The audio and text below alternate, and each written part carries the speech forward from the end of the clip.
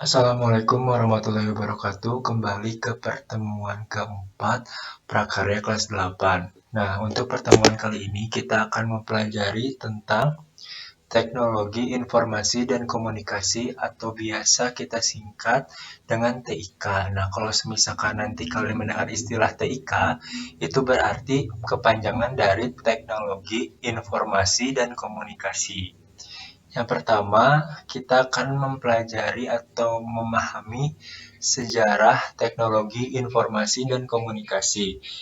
3000 tahun sebelum Masehi, untuk yang pertama kali, tulisan digunakan oleh bangsa Sumeri dengan menggunakan simbol-simbol yang dibentuk dari piktografi sebagai huruf. Simbol atau huruf-huruf ini juga mempunyai bentuk atau bunyi penyebutan yang berbeda sehingga mampu menjadi kata, kalimat, dan bahasa. 2900 sebelum Masehi, bangsa Mesir kuno menggunakan huruf hieroglif. Hieroglif merupakan bahasa simbol di mana setiap ungkapan diwakili oleh simbol yang berbeda.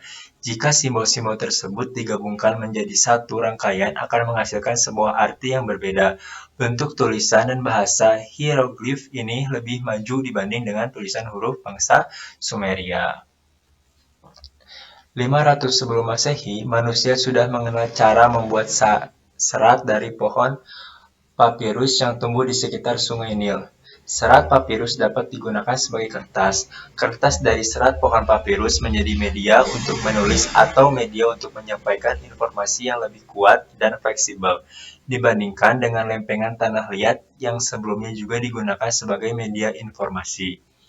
1105 Masehi, pada masa ini bangsa Cina berhasil menemukan kertas. Kertas yang ditemukan adalah kertas yang kita kenal sekarang. Kertas ini dibuat dari serat bambu yang dihaluskan, disaring, dicuci, kemudian diratakan dan dikeringkan.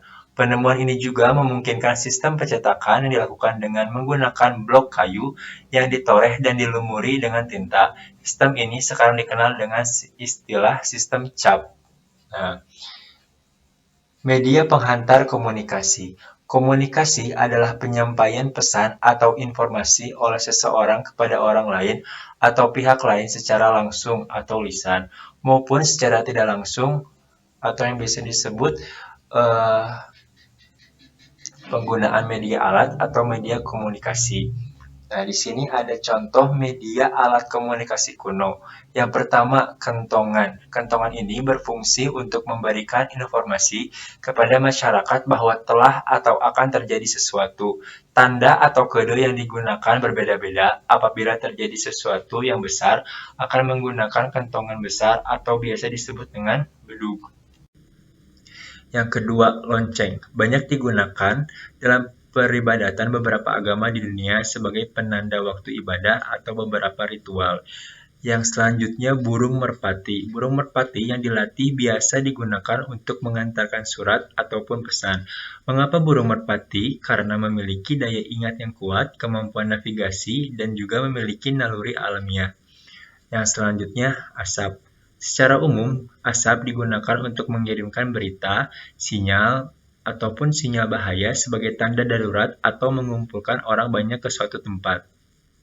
Nah, yang tadi merupakan contoh dari media alat komunikasi kuno. Sebetulnya, media alat komunikasi kuno itu banyak sekali. Cuman di sini saya kasih 4 contoh. Yang pertama, kentongan. Yang kedua, lonceng. Yang ketiga, burung merpati. Yang keempat, asap. Lalu, alat media komunikasi modern. Nah, kalau misalkan media alat komunikasi modern, sudah tidak perlu dijelaskan detail lagi karena kalian sudah mengetahui apa fungsi dari televisi, apa fungsi dari handphone, dan apa fungsi dari laptop ataupun komputer. Jadi untuk media alat komunikasi modern ini saya ambil 3 contoh. Yang pertama, televisi, handphone, dan laptop. Kalau misalkan televisi untuk penyampaian berita secara visual dan audio atau biasa kita kenal dengan audio visual.